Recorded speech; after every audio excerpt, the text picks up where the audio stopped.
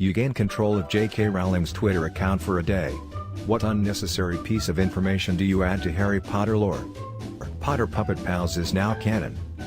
Buckbeak is an animagus who is fully intelligent and capable of turning back into a human at any time, but doesn't because it's his fetish. Harry's favorite finger, for no particular reason, is his left index finger. Make the fan theory that the surviving Weasley twin becomes the Gene Wilder Willy Wonka later in life. And all Hogwarts students are required to take a sex ed course. The teacher? Hagrid. Snape was a stamp collector. This is the real reason James Potter bullied him. The composition of the wand means nothing. A wizard could use a plastic drinking straw and it would work just fine, as long as they expect it to work. The sorting hat was 100 unnecessary for class distribution. Its primary purpose was to get rid of head lice. Harry wakes up at Hogwarts and everyone is gone for Christmas vacation when he has to defend the school from being robbed by Joe Pesci and Daniel Stern. Edit, Silver? Damn, thanks Yale. D. Ron likes to take all his clothes off when he poops. When you're using the invisible cloak, you're not actually invisible, you're naked, they just choose to ignore you as to not make things awkward. Completely unnecessary? X200B. For a brief time in 1956, teenaged wizards used to bewitch vacuum cleaners to use in lieu of broomsticks. Teenage wizards would jack off in front of the hottest moving paintings. All of the really batshit information, Nagini being a cursed Korean lady, the vanishing shits, the whole cursed child play, all of that was just a quibble or article. Oh Zeno Lovegood, you endearing fruitcake. Hogwarts in the 60s was a drug-fueled technicolor dancing orgy every night, and the only reason it doesn't come up more often is because not a lot of people clearly remember it. Harry put his name in the Goblet of Fire. Voldemort's penises also have snake-slit noses. Hagrid tried faux and didn't really care for it. That most people don't play beyond their early 20s because they develop Quidditch asshole. Buckbeak was a metaphor. Fred and George Weasley switched places during the Battle of Hogwarts. When George died, Fred adopted George's life, complete with cutting off his ear because he figured George wouldn't want him to spoil the joke. There's a witch writer called K.J. Rowling, famous for her Muggle book series Harold Rogers, where the protagonist engages in wacky Muggle adventures. Edit, 48 inbox notices and not one Hogwarts letter. At the time of bringing his kids to Platform 934 at the end of the 7th book, Harry is out on bail for wizard tax evasion due to hiring Percy as his accountant.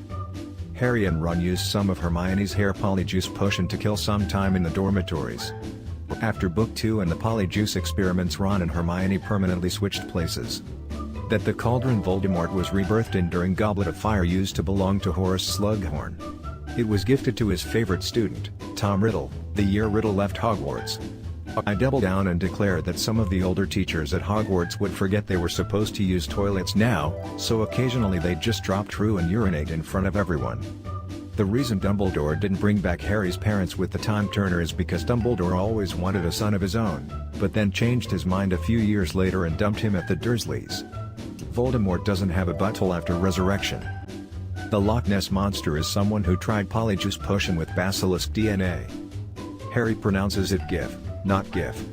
Underneath the robe, Professor McGonagall is actually two twin dwarfs standing on each other's shoulders. They take turns being on top so the other doesn't get tired. Twilight is absolutely in the same universe. Ron grew up to become Ed Sheeran. I would 100 post that meme J.K. Rowling reveals that you, the reader, were gay all along.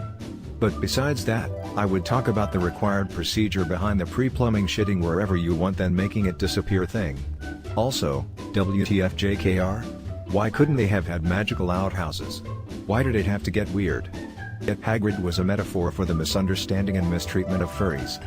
The My Immortal fanfic is now 100 canon, thank you. JKR. In order to have the feast so lovingly described, House Elves of Hogwarts had perfected the art of reusing leftovers multiple times. They secretly go to cheap restaurants and learn from Muggles.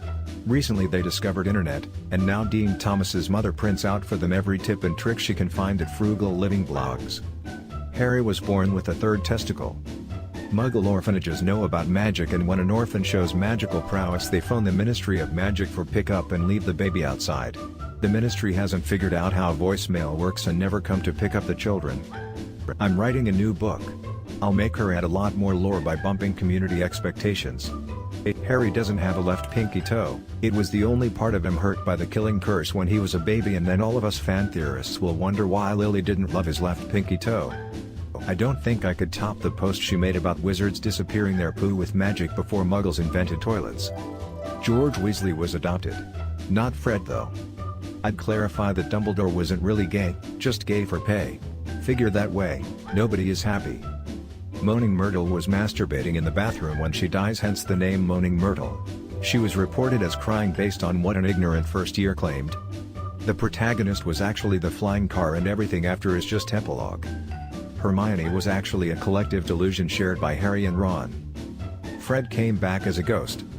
I actually always envisioned Dumbledore aggressively asking Harry, maybe even yelling, if he put his name in the Goblet of Fire.